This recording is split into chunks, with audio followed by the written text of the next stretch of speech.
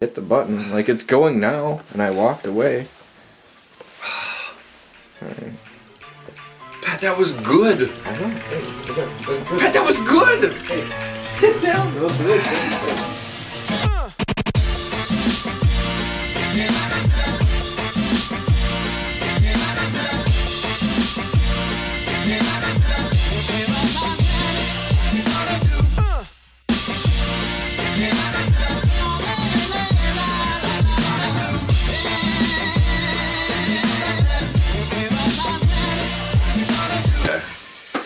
Hi, and welcome to my whiskey den. And in today's episode, we're going to be reviewing Yahara Bay's whiskey.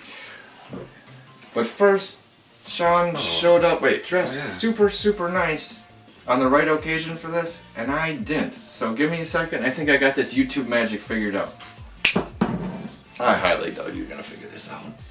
Yeah, that's not the best answer for what I was trying to do. I'm gonna have to keep working on that. YouTube magic is tricky. It's tricky, especially when you're new to it. So let's try it again here. Ha! See? Better. A little bit better. Alright, and like we said today, we're reviewing Yahara Bay. And maybe because of the badger with the monocle. It is hard to turn that down. It's said I do get deterred by marketing and advertising ploys, if you will. I was into that, so I respect it. I couldn't find a monocle for the episode though. But Yahara Bay, the distinguished badger here. yeah, would you mind pouring us some I of would. this distinguished badger? Nick Quint founded Yahara Bay in 2007 with the help of Lars Forty. They are the second distillery in Wisconsin. The first one was Great Lakes Distillery in Milwaukee. They were the first ones to age the whiskey though. So the first ones to really come back with a real aged whiskey since Prohibition. In 2017, 10 years after they started it, they moved to the new facility 2 years ago. It's a 20,000 square foot facility where they do some of their contract distilling, which is how we heard about them. Down at Distill America. Down at Distill America. They also have a tasting room that you can go to. They have a bigger room for events if you're going out there, and they also have art gallery space, which I found pretty interesting. Now, the contract distilling, you were the one who found out about that. I do have a respect for individual companies that are going to be contract distillers, because they are taking on the work of the individuals of companies that don't have the facilities to distill their own stuff. And they've been selected by a lot of the areas, distillers that can't distill their own, and to do it for them, and to bring out their own. As something to say that if other companies trust them to do the distilling, then you would assume that the product that they're going to put out with their own label on it would be solid product. So because you wouldn't want someone that didn't make a good decent product to put out your products to do the work for you, right? That wouldn't go very well. So when you're down in Madison, they're just in Fitchburg, so that's just a little southwest outside of Madison, Wisconsin.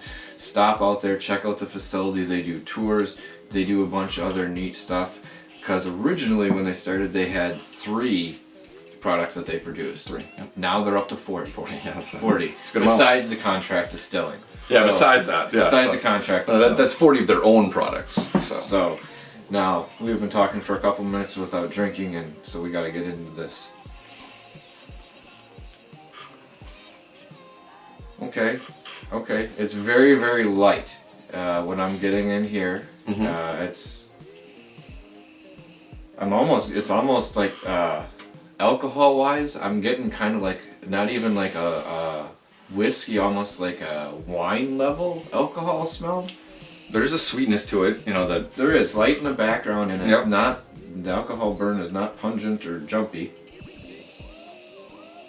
A really light barrel, which is interesting. You can smell the lightness of the little bit of vanilla, a little bit of molasses, kind of like mapley syrupy. On the bottom part, I'll give you the molasses. I can definitely smell the molasses on the back half of the nose. And we should mention that this is a 4-grain alcohol. Our 4-grain whiskey. Yep, 4 grain.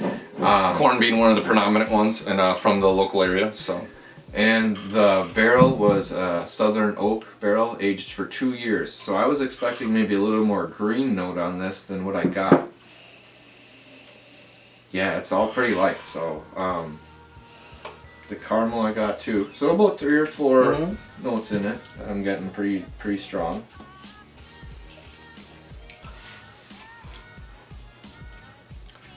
yeah, I like it. It's easy on the palate. You do taste those flavors. Not as complex, or it doesn't hit the mouth with all these other spice and.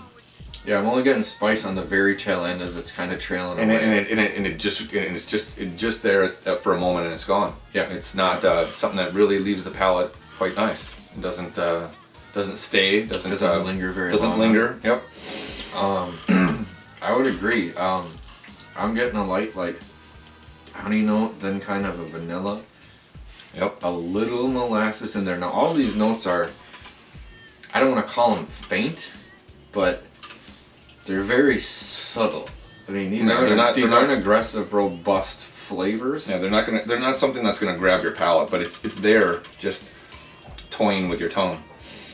And then it fades away. I don't. We would put water in this, like I discussed in the last episode, but this is already at 40%. 40 proof, yeah. So we don't really want to bring that down any further.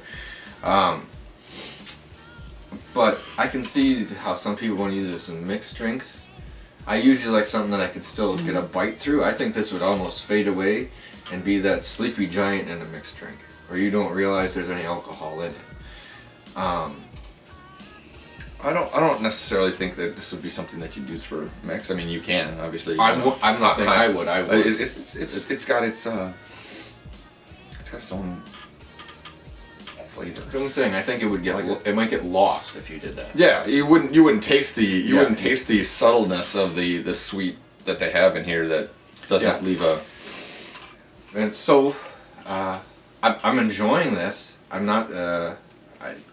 Not gonna say it has deficiencies. I'm saying I think it could be a little more complex. And with that, maybe if it wasn't at 40%, if this was at 46 or 52, or maybe a 5-year version of this, I think it could be extremely interesting. I mean, if you could take these notes and subtly bring them up with how rounded this is. This is extremely smooth. I can put this on a level of Basil Hayden as far as friendliness. If I was going to have people trying whiskey, this might be one of them. Side next to that one, I would bring this along too and be like, I don't think anyone's going to be afraid of this at all. The thing is that with individual palates, that not everyone likes not everyone has the palate for the complexity of a whiskey that is going to bombard your palate with all these flavors. You know, this has just a lot of subtleness of like vanilla and molasses, and it doesn't you know. I think it's like faint layering. Yeah, it's not heavy. You're not getting anything right. Aggressive, and then, like I said, it's. But that's okay because you know what? Sometimes simplicity is just as beautiful as complexity. You know, the Michelangelo sculpture versus the Jackson Pollock craziness. I mean, they're both art. It's just interpreted. Both are beautiful. I can see how people would end up wanting to contract this, because this would be something that would be in a major producer's. Like core line as a base whiskey or bourbon. I think I could see that. It's light and friendly. Nothing sticks around long. Yeah, I think this is an excellent entry level whiskey. Something you could drink on a regular basis and an extended period of time, because it's not something that's going to overpower your palate where you only want a little bit of it. It's, you know. I'm not saying it has the exact flavors of Basil Hayden, but I'm going to equate it to the punchiness, alcohol burn. The fact that a lot of that in Basil Hayden is a really nice rounded feel to what you're getting, and there is not anything punchy or aggressive in here. But for what it is, I really enjoy it. Like I was saying, we're not really a scale show. We haven't come up with scales. Right. But how about on a 1 to 5? On the 1 to 5, where would you Where would you place this? This is a strong 3.75. You know, it's a, you know, you could push that up to a 3.8 maybe. This is a good daily thing that I would enjoy drinking on a, you know, or introducing somebody to whiskey where it's not gonna scare somebody away with the bombardment of all the bite that some people don't like, that heat, you know, and that's some of the scariness of whiskey sometimes. So you know, like the heat. well, yeah, but again, everyone's palate is different. So I mean, you don't want to necessarily bombard an individual with You could scare someone away. You can scare someone away with the if you give them something that just overpowers them. So you know, introducing them slowly into something isn't bad. I like where you kind of placed it on the grand scale of things. This isn't something that is our wonder making. Right. It's a nice, solid whiskey, and like I said, it's a little bit lighter on things.